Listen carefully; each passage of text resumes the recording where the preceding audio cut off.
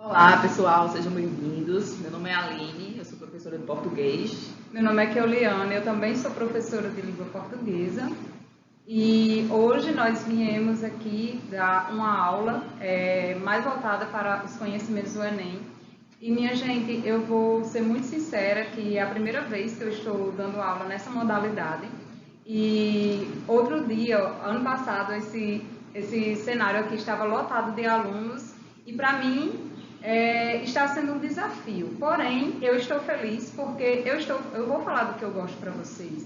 Em um momento em que temos tantos motivos para nos envergonhar do Brasil, diante do cenário mundial, diante do que está acontecendo, nós temos um orgulho, que se tem de uma coisa que eu tenho orgulho de ser brasileira, é por causa da nossa literatura. E é muito bom ser conterrânea de Machado de Assis, de Raquel de Queiroz, de Lígia Fagundes Telles, de Castro Alves e de tantas outras estrelas que nos enchem de orgulho de ser brasileiros também. Então, minha gente, nós vamos começar com um poema que a gente vai ler para vocês, tá certo? Eu vou ler a primeira estrofe, a Aline lê a segunda, eu a terceira e ela a quarta. Ardor em firme coração nascido, pranto por belos olhos derramado, incêndio em mares de água disfarçado, rio de neve em fogo convertido. Tu que em peito abrasas escondido, tu que em um rosto corres desatado, quando fogo em cristais aprisionado, quando cristal em chamas derretido. Se és fogo, como passas brandamente? Se és neve, como queimas com porfia? Mas ai, que andou amor em ti prudente. Pois para temperar a tirania, como quis que fosse a neve ardente, permitiu parecesse a chama fria. O soneto de Gregório de Matos acima propõe-se de um claro jogo de palavras muito comum no exercício da poesia barroca, dessa forma, na associação sugestiva entre ideias distintas como em neve ardente e chama fria. Primeiramente, minha gente, vamos lembrar o que é o barroco.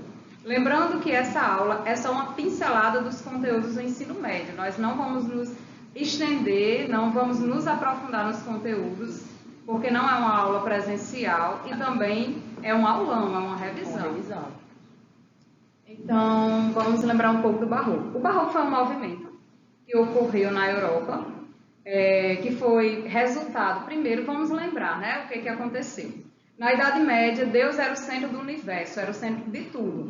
Então, tudo que acontecia, tudo que acontecia na vida do indivíduo era voltado para Deus e para os ensinamentos da igreja. Depois houve a reforma protestante promovida por Martinho Lutero. Depois dessa reforma protestante, houve uma quebra na estrutura da igreja, na hegemonia da igreja, e esse poderio ficou um pouco abalado. E aí vieram os intelectuais renascentistas também para começar a desestabilizar ainda mais a igreja. A igreja lançou outro movimento em resposta à reforma protestante, que era a contra-reforma ou a reforma católica. O movimento barroco foi um movimento artístico oriundo da contra-reforma, minha gente. E por que o barroco ele é oriundo da contra-reforma? O que tem a ver o teocentrismo, o antropocentrismo, que era o homem do centro do renascimento, do humanismo, e a reforma católica. No meio disso tudo, desse movimento barroco, o ser humano ele tem um tipo de pensamento, um espírito muito dividido. Ele ficava pensando, eu obedeço à igreja, que foi onde onde foi a minha constituição moral, a minha constituição intelectual, não é? Ou então eu me livro desse cárcere igreja e vou experimentar as delícias do mundo. Então ele ficava nessa divisão. Tem alguma coisa para falar? Não. Pronto. Como ele ficava nessa divisão, ora ele ficava preso, fixo, como se uma energia magnética o prendesse para a Terra, mas ele era muito atraído pelos valores ideais, pelos valores do céu. Eu quero ir para o céu, mas eu não quero deixar de provar das delícias aqui da terra, dos prazeres mundanos, do pecado. Então vinha o espírito de culpa, de pecado. Então O barroco, minha gente, era esse espírito dividido, esse ser humano indeciso, não é? Então, tem um estilo literário, ou melhor, uma figura de linguagem que se destacou nesse movimento, nesses poemas. Então, aqui tem a expressão neve ardente e chama fria. Essas duas expressões, elas mostram palavras opostas, não é? Neve remete a frio, ardente remete a calor. Da mesma forma, chama é calor e frio é frio, não é? Então, vamos às alternativas. Letra A, ironia. Letra B, paradoxo. Letra C, metonímia. Letra D, hipérbole. E letra E, eufemismo. Essa questão é interessante porque ela junta português e literatura, né? Então, só para a gente revisar as figuras de linguagem, né? Ironia, como o nome já fala, é você ser irônico, né? Então, por exemplo, você diz, Joãozinho é o melhor aluno da sala, bagunça muito essa criança. Né? Claro, você dizer uma coisa que seu pensamento é totalmente o oposto. Isso, né? Paradoxo são as ideias contrárias, né? Os pensamentos contrários. Metonímia é a parte pelo todo, né? E aí a gente vai ter vários exemplos de metonímia, né? Por exemplo, eu estou sem teto. Na verdade, você não está sem teto, não é só o teto, você está sem a casa completa. Letra D, hipérbole, que é o exagero. Então, eu estou morrendo de fome, né? Você está com fome, mas você não está morrendo. Então, é uma ideia exagerada. E o eufemismo, que é aquela ideia que você tenta amenizar, né? Por exemplo, fulano faleceu, né? Para você não ser muito chocante, então você tenta amenizar. Uhum. E assim, minha gente, como eu disse a vocês, o barroco foi um resultado desse movimento de contra-reforma que deixou o indivíduo extremamente indeciso. Falando em literatura, quando vem a palavra indecisão, vocês associam logo ao barroco, porque ele simplesmente não se decide e deixa essa confusão mental, espiritual em seus poemas, em suas obras de arte. Não só na poesia, não só na literatura, como também na pintura. Quando vocês veem uma imagem em que tem uma sombra muito profunda e do outro lado uma luz muito incandescente, aquela imagem pode apostar que é barroco. Se você encontrar no Enem uma questão que tenha uma imagem assim, ou tenham elementos muito distintos, um anjo e um diabo, não é? Então, é sempre essas dualidades. Então, minha gente, a figura de linguagem que trabalha com essas dualidades em conjunto, não é? Com esses opostos, seria paradoxo. Paradoxo, letra B. Letra B. Então, vamos lá para a segunda questão.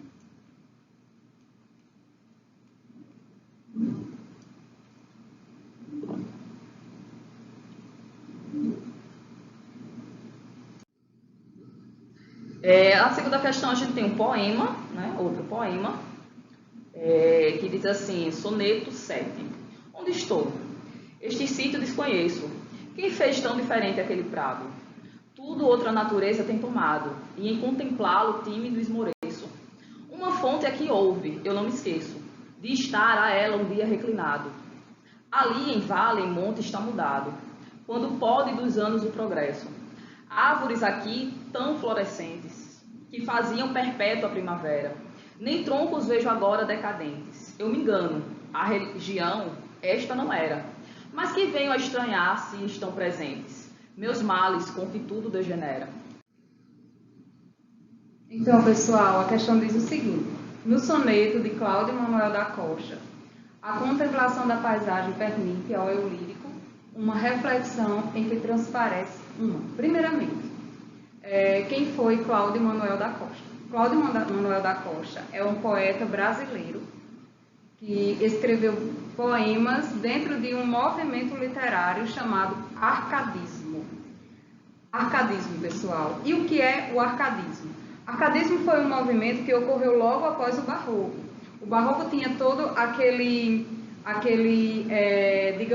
pessimismo, aquele espírito de culpa, de divisão, de não saber se vai seguir os caminhos de Deus ou do mundo, não é? Ficava aquele tempo todo no meio, em cima do muro, sem saber o que fazia direito. Uma vez errava o pé e caía de um lado e outra vez de outro. O arcadismo não. O arcadismo é uma escola literária extremamente racionalista, né? E que via a vida no campo, não é? A ascensão da burguesia, a ascensão do comércio, e não via que aquilo não trazia felicidade e olhava para a vida e natureza, para o campo, com um certo saudosismo, como um ideal de felicidade perdida, como um Éden perdido. Então, o que era felicidade para os árcades? Era viver em plena companhia, em plena harmonia com a natureza e todas as coisas que estão ao seu redor, e uma vida simples, uma vida sem muitas complicações, sem muitos rebuscamentos, sem muitos pensamentos elevados, mas uma vida simples. E eles se inspiraram muito nos gregos antigos, em seus deuses antigos, e isso está presente em alguns dos poemas de Cláudio Manuel da Costa, que nós não trouxemos aqui, como eu disse, foi só uma pincelada.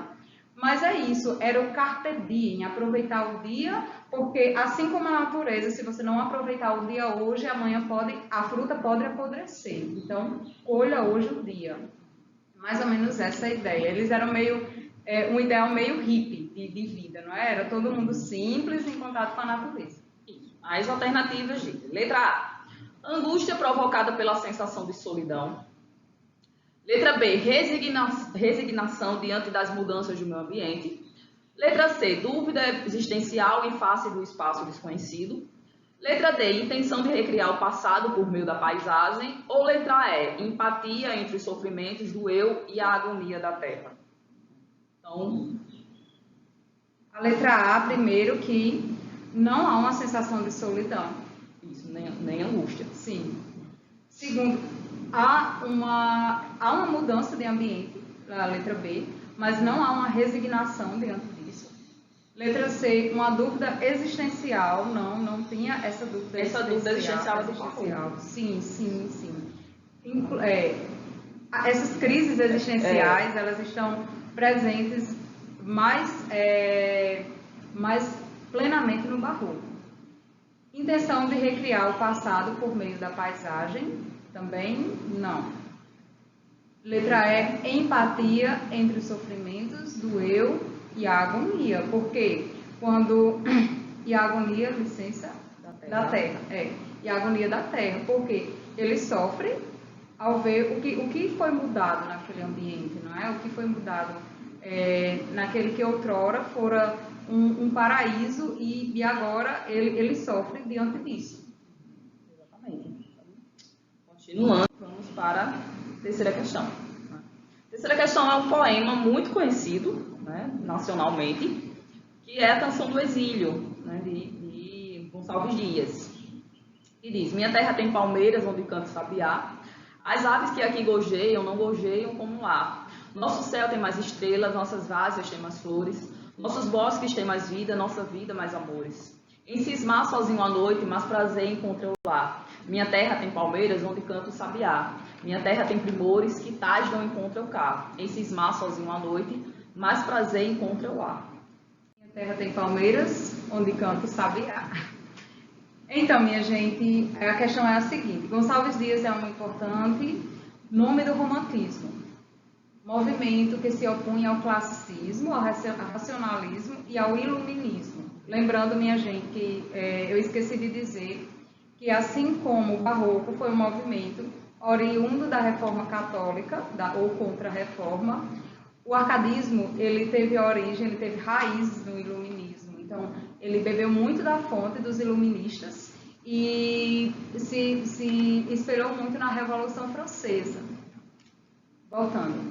Seu poema, Canção do Exílio, é sem dúvida um dos mais emblemáticos poemas da fase inicial dessa escola, no qual, escola, quando você escutar a expressão escola literária, na verdade não é uma escola como o liceu ou como qualquer outra escola. A escola é um movimento, é um estilo, é uma moda. Eu vou dar um exemplo a vocês. A moda hoje é usar máscara, não é? Então, assim, é a escola, se fosse uma escola literária, os poetas iriam escrever sobre Covid, sobre usar máscara, porque é o que está na moda hoje.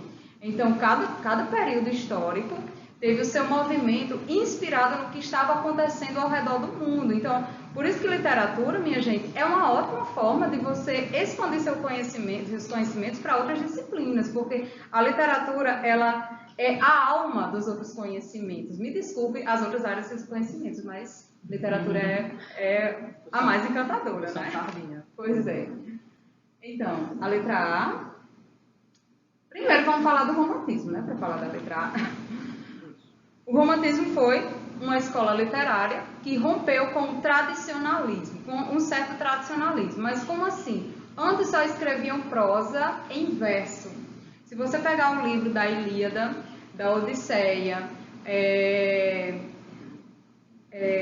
a Divina Comédia e tantos outros que foram escritos ontem, antes a prosa era em verso. Ou melhor, a prosa era em verso não, a narrativa era em verso, perdão.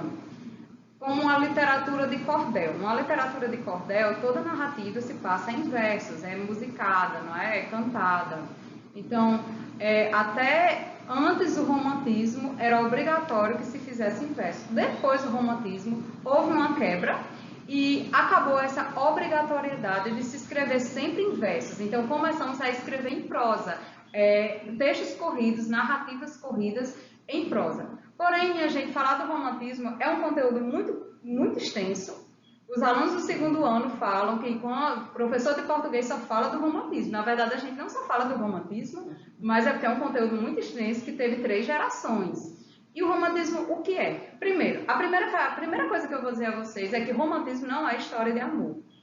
O romantismo que nós estudamos em literatura é um movimento que no Brasil teve 3 gerações, mas a alma do romantismo, vamos falar o que é. O romantismo, na verdade, foi um movimento em que levava, em primeiro lugar, o egocentrismo.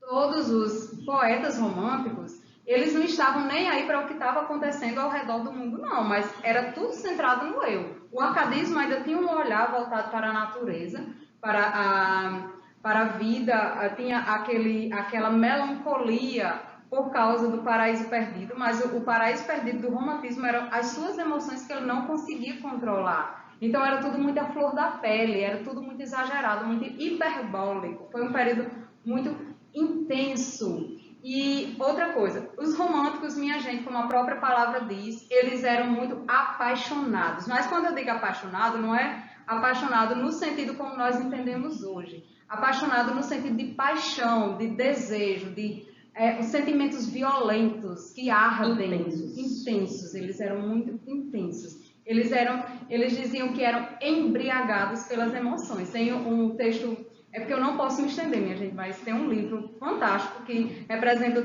todas essas características que eu estou dizendo do romantismo, que é Os Sofrimentos do Jovem Werther. Um livro super polêmico, por gerar uma série de suicídios durante a sua publicação, mas que o personagem principal, Werther, ele fala que o ser humano ele tem mesmo que se embriagar de suas emoções, porque é tudo que ele tem, são as suas emoções, são os seus sentimentos, e tem que colocar aquilo para fora, para todo mundo ver mesmo.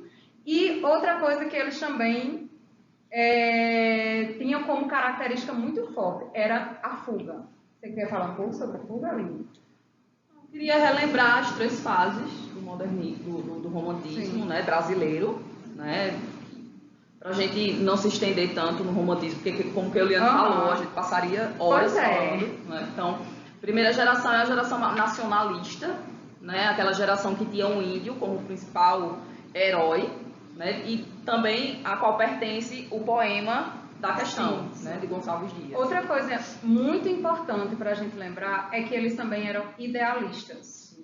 O que é o idealizar? O idealizar é você ver aquilo de uma forma mais floreada, de uma forma mais bonita do que ele se apresenta na realidade, não é? Uma coisa é uma pessoa maquiada muito bonita, outra coisa é quando ela lava o rosto, né, e sai todo aquele reboco da cara. Então era desse jeito os românticos. Os românticos, eles viam o Brasil, a coisa como era, e eles ilustravam o Brasil da forma como eles queriam. Então, o índio, minha gente, eles não descreviam como índio brasileiro. Se você pega o texto de Iracema, de José de Alencar, ele não está falando de uma índia brasileira. está falando de uma deusa grega. Ainda era muito influenciado pela literatura europeia. Isso, né? era muito eurocêntrica, não é? A nossa literatura.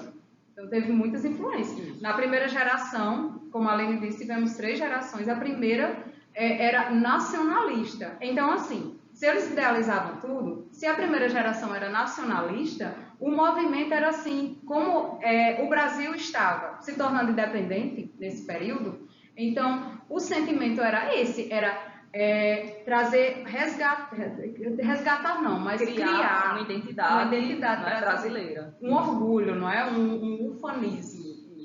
A segunda geração é aquela geração que é chamada de mal do século, né? Aquela geração que é mais intensa, né? Que é mais exacerbada. Mais dark. Isso, sobre sentimento, né? Falando sobre sentimento. Né? E a terceira geração é a condoreira, que é a que ficou conhecida por lutar pela libertação dos escravos. Então, é uma literatura de um cunho mais social. Né? Então, voltando para a questão, né? Letra A diz, alternativa A, há uma exaltação à pátria, marcado pelo sentimentalismo nacionalista, característico dos autores da segunda geração romântica. Essa daí você já exclui logo, porque não pertence à segunda geração, né? Pertence à primeira. Letra B, o autor expressa o nacionalismo ufanista por meio da exaltação da natureza. Exato.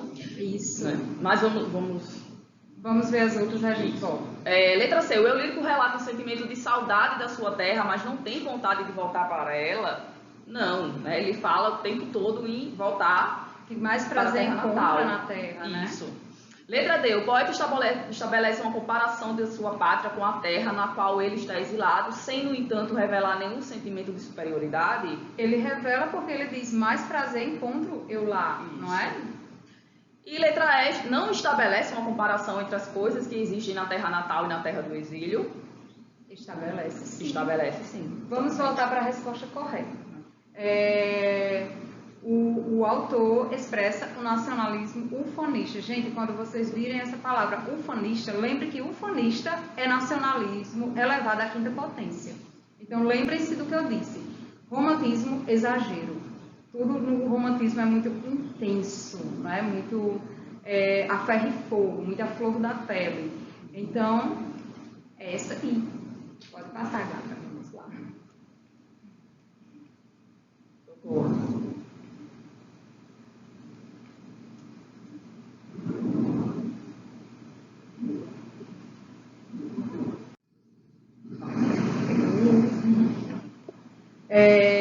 A questão número 4 é também um poema, né, minha gente? Porque língua portuguesa, a gente sempre vem com a palavra.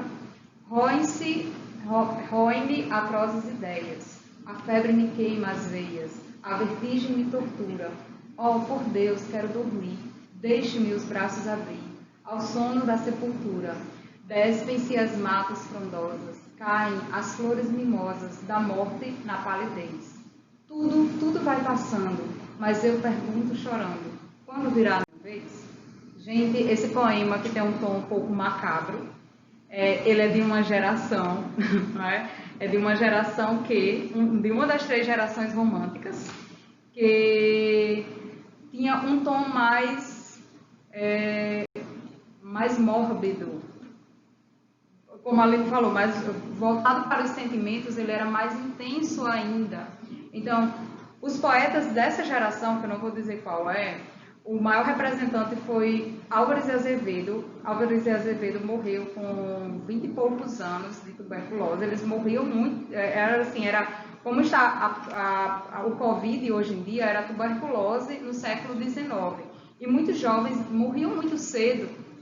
E eles viam as pessoas jovens morrerem muito cedo, né? E aquilo, de certa forma, trazia uma aura de pessimismo para nós. Nós, no início da pandemia, nós vimos várias pessoas, jovens, idosos, várias pessoas com muita crise de ansiedade, com muito pessimismo em relação a isso, começavam a pensar em cenários catastróficos, a morte e tudo mais. Mas os poetas da segunda geração, corta aí, os poetas dessa geração específica, eles, de certa forma, como eles não estavam satisfeitos com a vida que estavam, não é? Porque eram muito jovens e mostravam essa insatisfação, e eles se entregavam muito aos ardores dos seus sentimentos, aos ardores dos seus desejos. Eles buscavam de toda forma fugir, para expurgar. Nesse mundo nada é perfeito, nesse mundo nada é bom. Então, em alguma coisa, eu tenho que fugir dessa realidade. E essa fuga, esse escapismo, ele se dava através ou a fuga pela natureza, ou pelas drogas, álcool, cigarro, orgias ou a morte. Então, havia um flerte pela morte, havia... tem muitos livros dessa geração terminam com um suicídio. E outra coisa, minha gente, os livros do romantismo, raramente, eu acho que em pouquíssimos exceções raríssimas, tem um final feliz, porque o final é catastrófico, quase sempre. Então, essa geração específica, ela deu origem no mundo, não é? Ela deu origem a esses mortos-vivos, é uma aura mais sombria. Então, teve obras no mundo como Drácula, como Frankenstein. Um exemplo mais moderno é Crepúsculo, que tem todas as características dessa geração. Então, assim, pode ver os filmes ou assistir os livros que tem todas essas características, não é? E no Brasil foi Álvares Azevedo, que foi um escritor excelente. A questão vai perguntar: os versos filiam-se ao estilo A. Árcade, flagrado pela alusão à natureza como forma de fugir dos problemas. Letra B. Ultrarromântico, influenciado pelo mal do século e presentificam o pessimismo e a morte. Letra C. Condoreiro, distanciado da visão egocêntrica, pois estão voltados aos problemas sociais. Letra D. Parnasiano, cuja busca de perfeição formal é mais relevante que a expressão da emoção. Ou letra E. Simbolista, em que o pessimismo e a dor existencial levam o eu lírico à transcendência. Então, como Euliane já adiantou, resposta à letra B, né? Ultrarromântico, influenciado pelo mal do século e presentificam o pessimismo e a morte, né? Característica da segunda geração romântica. Vamos para a próxima questão.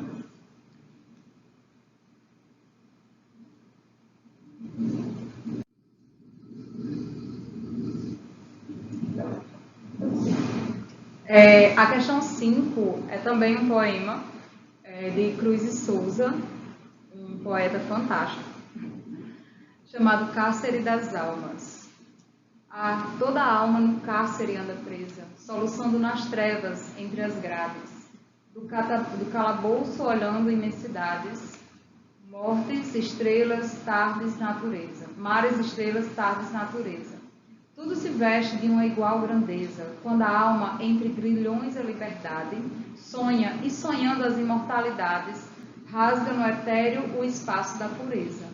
Ó almas presas, mudas e fechadas, nas prisões colossais e abandonadas, da dor no calabouço atroz funéreo. Nesses silêncios solitários graves, que chaveiro do céu possui chaves, para abrir-vos as portas do mistério? Então, vamos à questão. Os elementos formais e temáticos relacionados com o contexto cultural do simbolismo, encontrados no poema Cárcere das Almas, de Cruz e Souza, são... Primeiro, pessoal, vamos ao simbolismo, né? Então, nós demos uma acelerada e saímos do romantismo.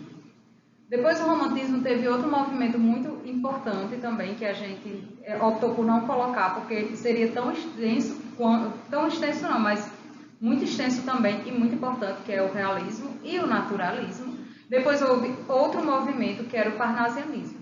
O realismo e o naturalismo, eles tinham um cunho mais social. Como o romantismo era muito egocêntrico, muito voltado para o eu, o realismo era voltado para todos. O realismo foi um movimento em resposta ao romantismo, contra o romantismo, para dizer que a realidade ela tinha que ser mostrada como ela é. Nua e crua, mesmo que seja feia, não é? Mesmo que incomode, mas ela tinha que ser mostrada. O naturalismo mostra o homem como um animal, né? Que age de uma forma mais instintiva. E o parnasianismo é um estilo literário que cultuava os objetos. Então, assim, não falava de sentimentos, não falava de espiritualidade, de pensamento, mas só falava de objeto para dizer que a arte não precisa de um objeto mais profundo para ela poder ter seu valor. Então, se ela falar de uma cortina, de um vaso, de um tapete, ela continuaria tendo seu valor estético, tendo seu valor artístico, sem precisar de nenhum vínculo, de nenhum compromisso com o assunto. Mas aí, minha gente, veio esse movimento, que ele não teve muito sucesso no Brasil, mas ele influenciou um movimento muito importante, que foi o modernismo, que é o simbolismo. Minha gente, esse simbolismo, vocês gravem, que é um movimento que nós usamos como se fosse 3 S's. Símbolo, som e sagrado, certo? O simbolismo, ele possui algumas características do romantismo, porque o simbolismo, ele não olha para as questões sociais, ele não olha para o casamento, para os nossos valores morais, nem nada, mas ele é voltado para o eu, mas é um eu diferente. Não é aquele eu egoísta, é um eu que busca uma conexão com o todo, com o cosmos. É um eu mais espiritual, é uma busca por transcender esse mundo, esse eu. O romantismo, ele é uma visão muito pessimista do mundo. Então, ele queria sair do mundo através, como eu te falei, dos escapismos, escapar através da morte, através das drogas, através da religião também. Era outra forma de escapismo da natureza, mas o simbolismo, ele queria integrar-se com o mundo, dizer, eu faço parte desse todo, não é? Então, é uma escola literária mais espiritual, mas espiritual sem religião. A busca por eles, a busca dos simbolistas, não é como no catolicismo, a busca é por Deus, Jesus e a Virgem Maria. No protestantismo é Deus. No Islã, Alá e tantas outras religiões que a gente for falar, mas eles não tinham um objeto, eu vou buscar isso, não. Eles queriam transcender e entrar em contato com tudo, com todo o universo. É um pouco complicado de explicar, minha gente, é um pouco complicado de entender também, porque eu acho que nem os poetas simbolistas, eles entendiam do que eles falavam. Símbolo por quê? Eles apenas escreviam imagens, desses símbolos, imagens. Muitos poemas de Cruz e Souza, esse poeta fantástico brasileiro, pesquisem, por favor. Ele falava sobre trazer elementos da liturgia católica, da liturgia de outras religiões também. E som, os poemas, eles têm uma musicalidade. Não é que você vai... Não é uma música mesmo, mas ele tem um ritmo. Por causa das aliterações e assonâncias. Sim. Né? 2 figuras de linguagem que eram muito presentes.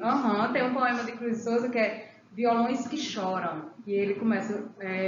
vozes veladas, valorosas vozes. Volúpia dos violões. Então, ele usa muito o V e o S para provocar um efeito, não é? Um efeito talvez de brisa, de vento, mas ele queria um efeito, uma musicalidade, uma melodia. E sagrado, como eu falei, pela busca por esse sagrado. Quem é esse sagrado? É o tudo e também o nada. Tem uma música de Raul Seixas, minha gente, Gita, que ela é, para mim, ela é um hino ao simbolismo. Porque na música Gita... o eu lírico, ele simplesmente vomita aqueles símbolos, né? E essa busca, eu estava procurando, eu sou a luz das estrelas, eu sou a cor do luar. Então, ele é tudo, mas também ele não é nada. As opções. Fantástica essa escola. Letra A. A opção pela abordagem em linguagem simples e direta de temas filosóficos. Não é simples, nem é direto. São temas filosóficos. Temas universais. Mas não é simples, né? Letra B, a prevalecência do lirismo amoroso e intimista em relação à temática nacionalista. Não tinha lirismo amoroso e nem relação com nacionalismo. Letra C, o refinamento estético de forma poética e o tratamento metafísico de temas universais. Sim. É isso aí. Letra D. A evidente preocupação do eu lírico com a realidade social, expressa em imagens poéticas e inovadoras, né? Como que a Eliane falou, não tinha preocupação com a realidade social. E letra E. A liberdade formal da estrutura poética que dispensa a rima e a métrica tradicionais em favor de temas do cotidiano. Não. Existia rima e métrica. Mas não tinha nada de temas cotidianos, era o oposto do cotidiano, né? Eles se interessavam mais por uma coisa mais profunda. Isso. Os temas universais, né? Tanto que sempre marcado com letra maiúscula, né? Então, por exemplo, o amor não é aquele amor individual, é aquele amor geral, né? Aquele amor universal. Por tudo, não é? Isso. Vamos para a próxima questão. Lembrando, minha gente, só para vocês não esquecerem, simbolismo é vocês lembrarem que são 3 S. É símbolo, que são as imagens, são muitas imagens. Nem precisa você entender do que está falando lá, porque é meio complicado mesmo. Um teórico literário, um crítico literário, disse que o poeta simbolista é aquele que descobre a verdade. Então, ele sugere isso para o leitor também, que ele descubra a sua verdade lendo.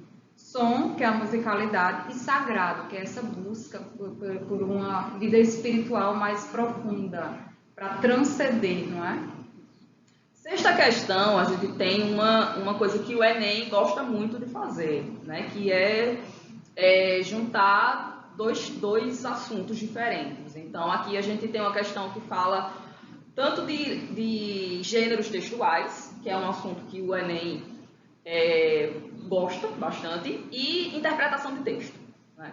Então, a gente tem aqui 2 textos, né? Um verbal e um não verbal, né? E o texto 1 diz assim: 6 estados eram fila de espera para transplante de córnea, né? 6 estados brasileiros aproveitaram o aumento do número de doadores e de transplantes feitos no primeiro semestre de 2012 no país e entraram para uma lista privilegiada, a de não ter mais pacientes esperando por uma córnea. Até julho desse ano, Acre, Distrito Federal, Espírito Santo, Paraná, Rio Grande do Norte e São Paulo eliminaram a lista de espera no transplante de córneas. De acordo com o balanço divulgado pelo Ministério da Saúde, no Dia Nacional de Doação de Órgãos e Tecidos, em 2011, só São Paulo e o Rio Grande do Norte conseguiram zerar essa fila, né? Então, a gente tem uma notícia aí nesse texto 1. E no texto 2, a gente tem um anúncio, né, que diz assim: seja um doador de órgãos. E aí, a questão vai perguntar, né? A notícia e o cartaz abordam a questão da doação de órgãos, né? Ao relacionar os 2 textos, observa-se que o cartaz né? Então, ele faz aí uma relação, uma analogia entre os dois gêneros, né? Letra A, é contraditório, pois a notícia informa que o país superou a necessidade de doação de órgãos? Não. Letra B, é complementar, pois a notícia diz que a doação de órgãos cresceu e o cartaz solicita doações?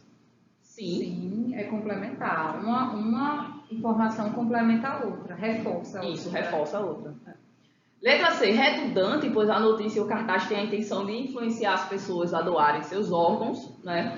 Não, né? A segunda, ela tem mais essa intenção de influenciar, né? A primeira é mais de informar mesmo. Letra D, indispensável, pois a notícia fica incompleta sem o cartaz, que apela para a sensibilidade das pessoas. Não, as duas informações, os 2 formatos, eles são independentes. Ou discordante, pois ambos os textos apresentam posições distintas sobre a necessidade de doação de órgãos. Não, né? Então, também não. Não. Letra correta, letra B. E agora, gente, vamos ouvir uma musiquinha. Agora, prestem atenção na letra dessa música, em tudo que a gente falou, especialmente sobre literatura, e depois vocês vão responder a questão.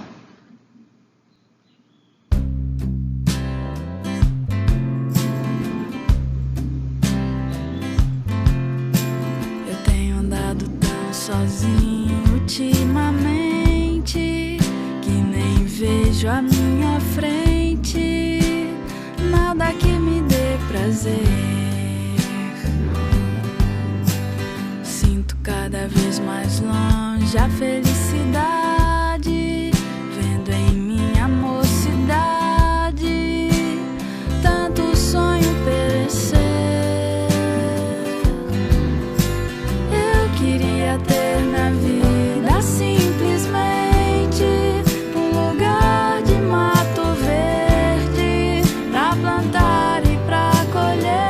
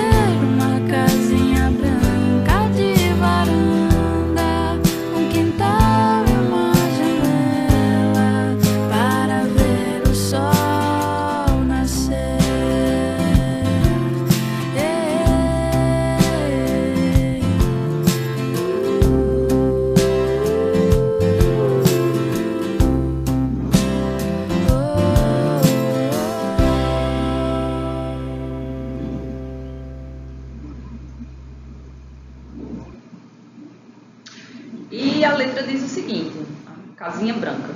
Eu tenho andado tão sozinho ultimamente que nem vejo à minha frente nada que me dê prazer. Sinto cada vez mais longe a felicidade, vendo em minha mocidade tanto sonho perecer. Pronto. Essa primeira parte mostra um sentimento de melancolia do eu lírico, né? Diante da realidade que ele se encontra ali. Nós falamos que alguns movimentos literários eles apresentaram esse sentimento de melancolia, né? Mas vamos ver no decorrer da canção qual o movimento literário que melhor corresponde a esse sentimento apresentado nessa canção. Eu queria ter na vida, simplesmente, um lugar de mato verde para plantar e para colher. Ter uma casinha branca de varanda, um quintal e uma janela para ver o sol nascer. Pronto. Então, a partir dessa estrofe, eu acho que já dá para pegar mais ou menos. Vamos continuar. Às vezes saio a caminhar pela cidade, à procura de amizades, vou seguindo a multidão. Mas eu me retraio olhando em cada rosto, cada um tem seus mistérios, seu sofrer, sua ilusão. Eu queria ter na vida simplesmente um lugar de mato verde para plantar e para colher, ter uma casinha branca de varanda, um quintal e uma janela para ver o sol nascer. Então, minha gente, já nessa segunda estrofe, o eu lírico, ele é mais específico do lugar onde ele está e de onde ele gostaria de estar. Ele fala que está na cidade, que anda pela cidade, vê uma multidão, mas ele não encontra felicidade naquela multidão. E ele retoma o refrão, não é? O seu desejo. O que era que ele queria? Ele gostaria de uma vida mais simples, uma vida no campo, não é? Ele não era uma pessoa que tinha grandes ambições, não é? Então, nós falamos de um movimento literário que tem essas características.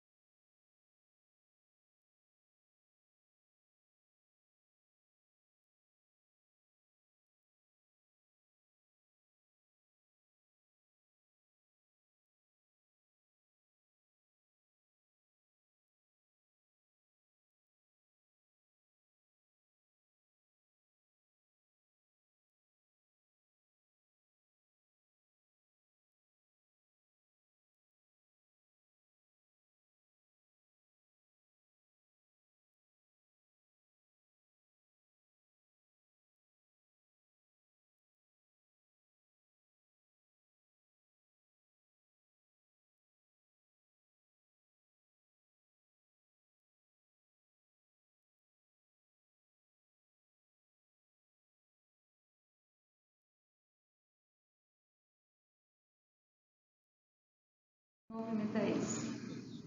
E a questão vai perguntar: o apreço pela vida simples, o contato íntimo com a natureza e a aversão à vida urbana são temas presentes na canção e em um determinado momento literário.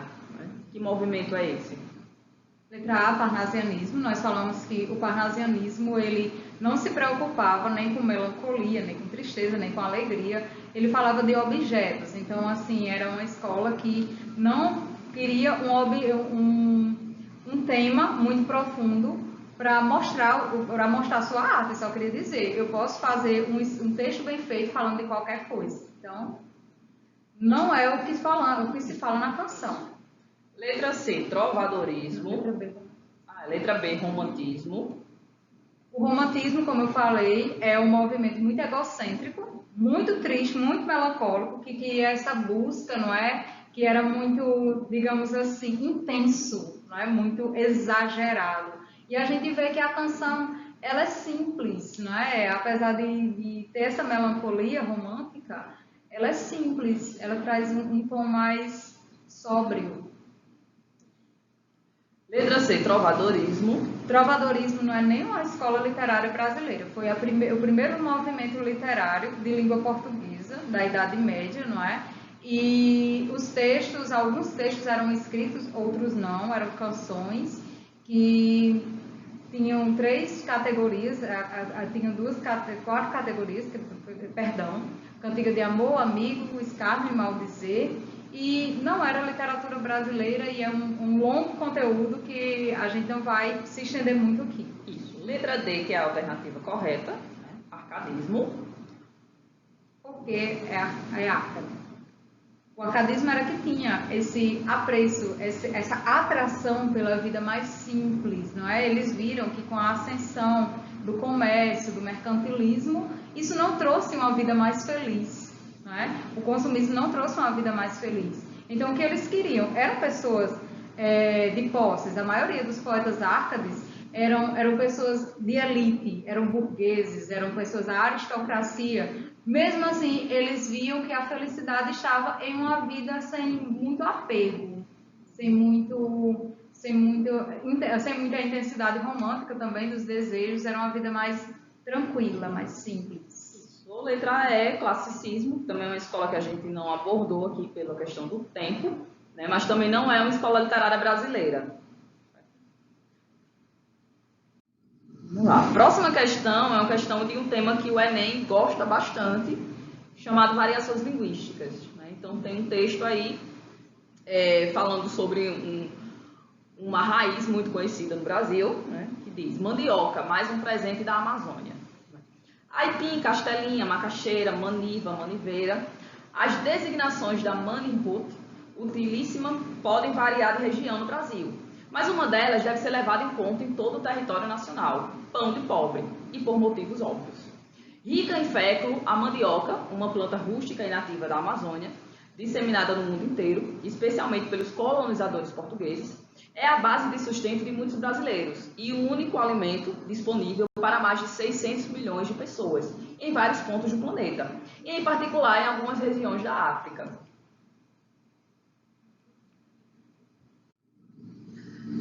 De acordo com o texto, há no Brasil uma variedade de nomes para manihut utilíssima, nome científico da mandioca. Né? Esse fenômeno revela que, né? Então, minha gente, só para relembrar, a gente sabe que a língua que a gente fala, né, ela sofre variações, né, e essas variações ela pode estar ligada a vários fatores. Né? Então, pode ser por uma questão geográfica. Então, a maneira que a gente fala aqui no Nordeste, né, mais especificamente em João Pessoa, onde estamos, é diferente do português que é falado lá no Rio Grande do Sul, que é diferente do português que é falado lá no Acre.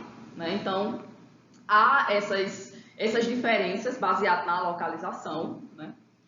Existe também uma variação histórica. Né? Então, por exemplo, hoje em dia a gente fala diferente do que nossos avós, né, nossos antepassados falavam, né, palavras que foram mudando, né, o significado ou foram caindo em desuso mesmo. Né.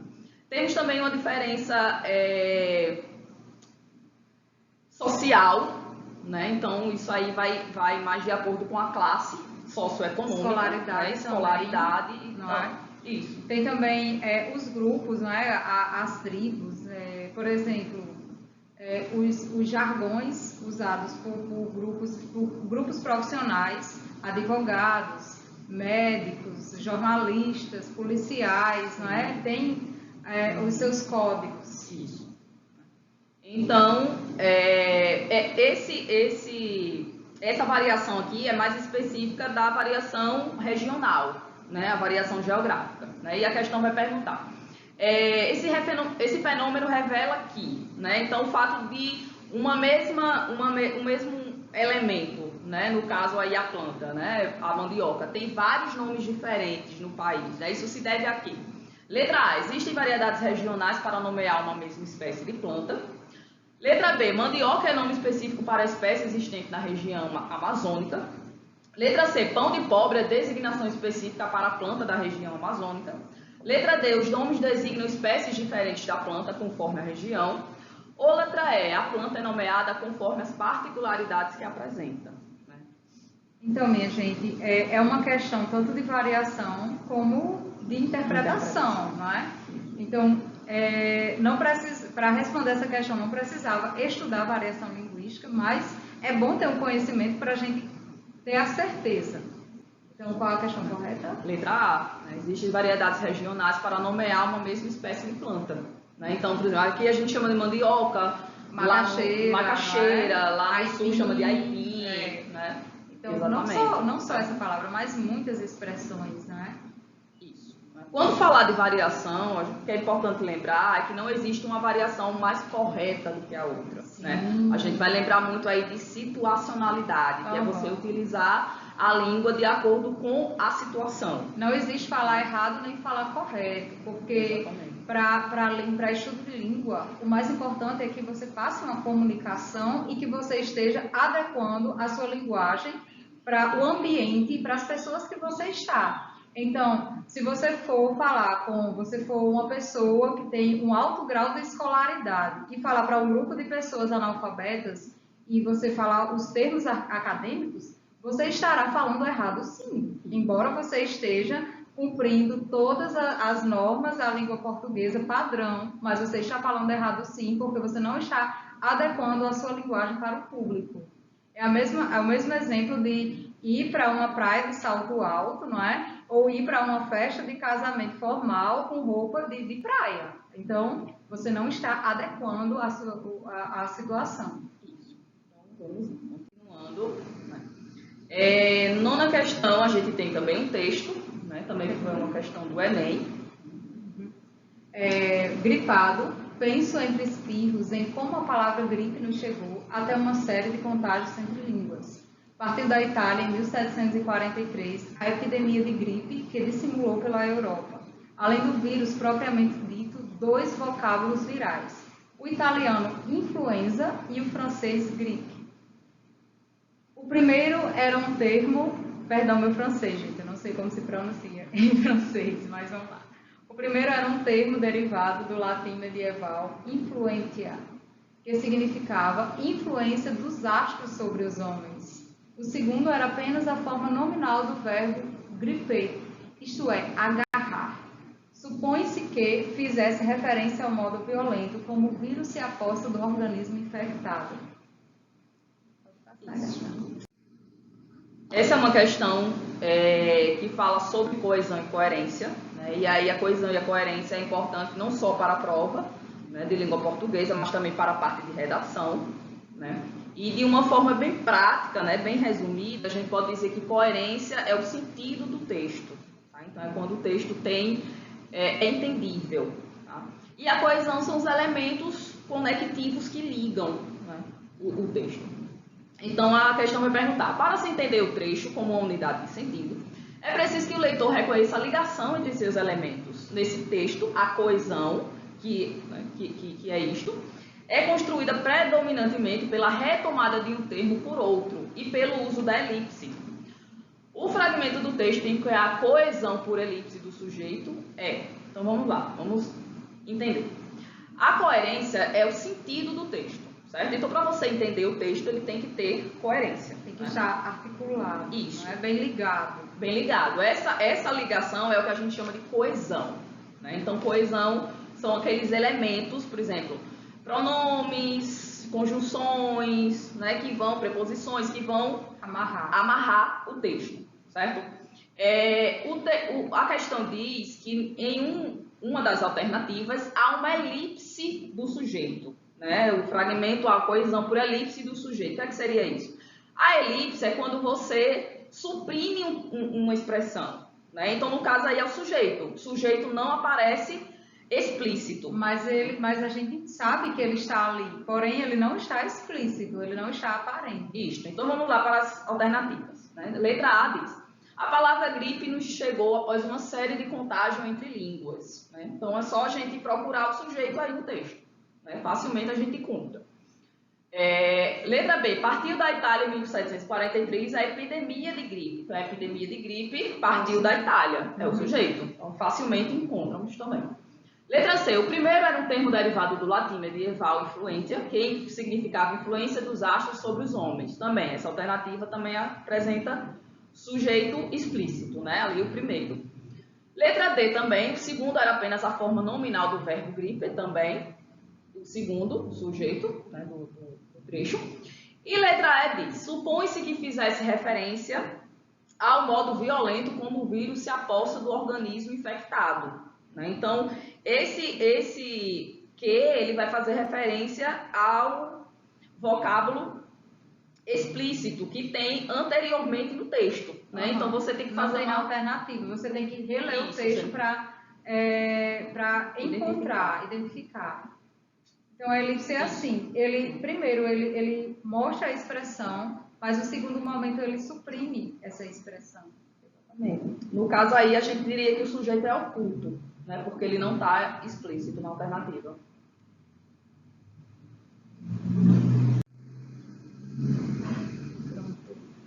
O texto 10, a questão 10, é o texto tarefa.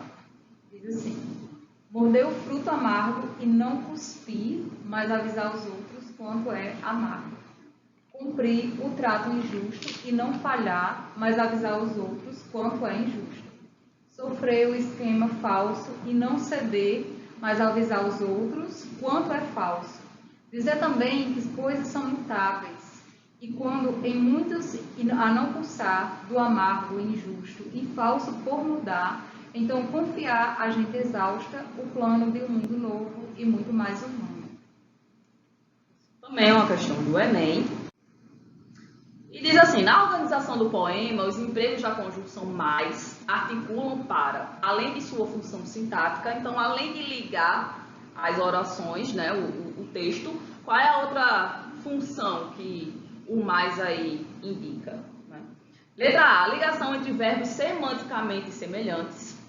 Letra B, a oposição entre ações aparentemente inconciliáveis. Letra C, a introdução do argumento mais forte de uma sequência.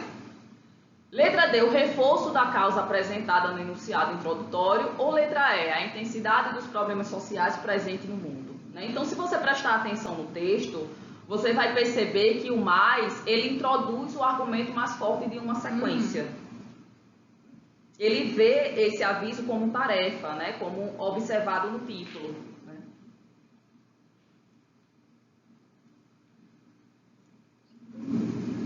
Né? Porque eu queria voltar para o texto. Por exemplo,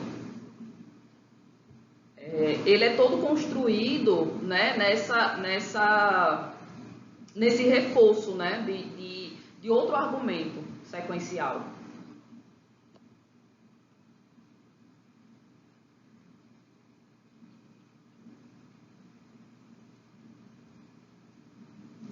Não está voltando.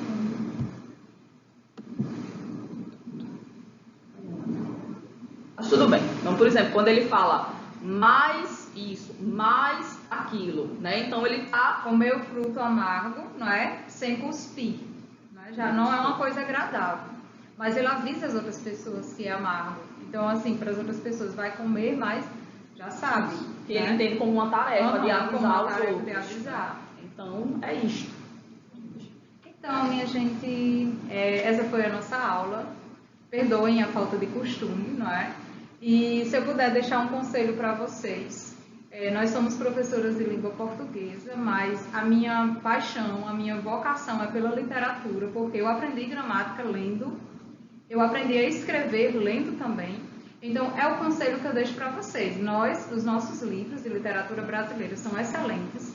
Nós temos escritores atuais muito bons, como Marta Batalha, como Giovanni Martins, não é? Se vocês não querem ir logo para um Machado de Assis, que é fantástico também, que é um dos meus preferidos, o João Guimarães Rosa. Mas é o conselho que eu deixo para vocês. Leiam, minha gente, leiam. Se vocês querem ter sucesso na vida de vocês, tanto academicamente como pessoalmente, a literatura, ela muda vidas, ela mudou a minha vida totalmente. Então, é o que eu deixo para vocês. Eu me sinto muito privilegiada por ser professora de língua portuguesa.